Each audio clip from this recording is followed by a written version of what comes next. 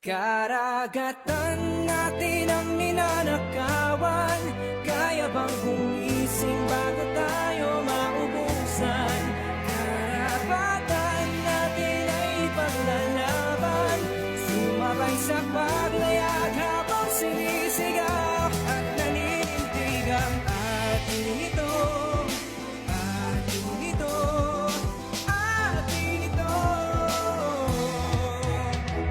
Ilang bayaning namatay, di isinuko ang pangalan. Ngayon bakit parang kayamanan napapabayaan? Paalala ko lang, Pilipinas ating kababayan. Ang naisa na buhay-buhay na ang nilalaban. Sinagparang tinapak-tapakan, hinawak-kawakan, tila sinasagasaan. Sila di na ginagalang, di mati na ginaharang. Kitang-kitang tinatangan, makaatang sa karagatan na di na mahawakan.